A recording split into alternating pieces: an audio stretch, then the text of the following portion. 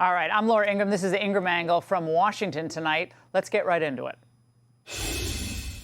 Now, the words courageous and brave, they're tossed around so casually these days. In pop culture, in politics, in Hollywood, in sports. God bless Liz Cheney for having the courage to stand up virtually alone. That athletes like Colin Kaepernick bravely chose to kneel down so that others may have the courage to stand up. What do you think of Meryl Streep's speech? I thought it was very brave because I believe that hate and fear is just ruining the soul of America. That what Christine Blasey Ford did today was brave, and she spoke her truth. Admiral Rachel Levine is a groundbreaking leader, public health champion, and an advocate. My definition of courage would be to be true to yourself. Joe Biden, who knows and has learned and studied America's history, and has therefore the courage to say Black Lives Matter. And other altruistic adjectives are being bastardized as well.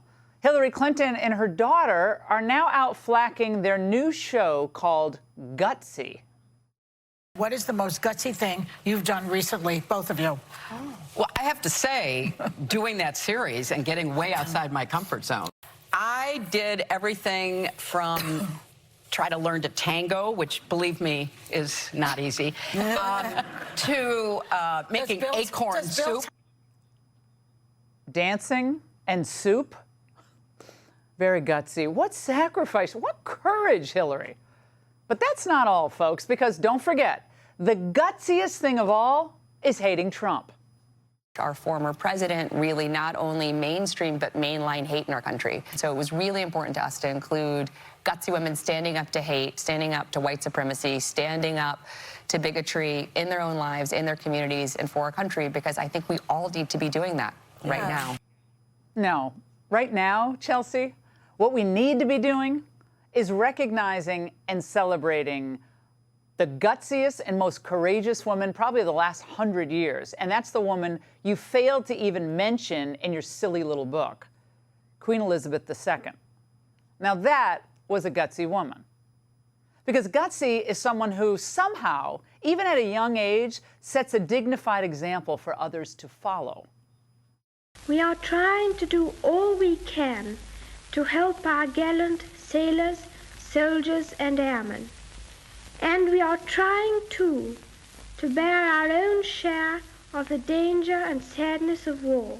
When peace comes, remember, it will be for us, the children of today, to make the world of tomorrow a better and happier place. And gutsy is putting duty first, putting your fellow countrymen ahead of even your own personal desires. I have in sincerity pledged myself to your service, as so many of you are pledged to mine. Throughout all my life and with all my heart, I shall strive to be worthy of your trust. And gutsy is carrying on with time-honored traditions when so many in modern society are rejecting them and ridiculing them. Visits by American presidents always remind us of the close and long-standing friendship between the United Kingdom and the United States. And I'm so glad that we have another opportunity to demonstrate the immense importance that both our countries attach to our relationship. When we understand what the monarchy is, and it really is this deeply colonial role, and not just in the past, but now. I mean, the fact that we take this really white family to represent what Britain is just tells you that this is a kind of hangover to the colonial time. Oh, really? Gutsy is standing resolute and stoic in times of great national change and challenge, as she's done since 1953. I cannot lead you into battle. I do not give you laws or administer justice. But I can do something else. I can give you my heart and my devotion to these old islands and to all the peoples of our brotherhood of nations. Now, Queen Elizabeth's kind of grit and determination and courage, gutsiness, It's kind of considered passé in much of today's modern world, and it's a world where so many expect a trophy for being their authentic selves. A world where people fret and navel-gaze about work-life balance or worry about whether they have enough hours in their schedule for self-care and me time. Queen Elizabeth loved her dogs and her horses and her family, but she also loved her country. She wouldn't think of casting aspersions on her country or criticizing her nation publicly like so many Democrat leaders today do so readily. Elizabeth knew what was expected of her and fulfilled her duties, and she did so brilliantly, decade after decade after decade.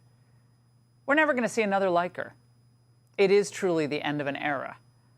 But we can hope that Britain and the rest of the world, maybe even Hillary Clinton, learn something about real guts, real courage, and real service from her example. Hey, Sean Hannity here. Hey, click here to subscribe to Fox News YouTube page and catch our hottest interviews and most compelling analysis. You will not get it anywhere else.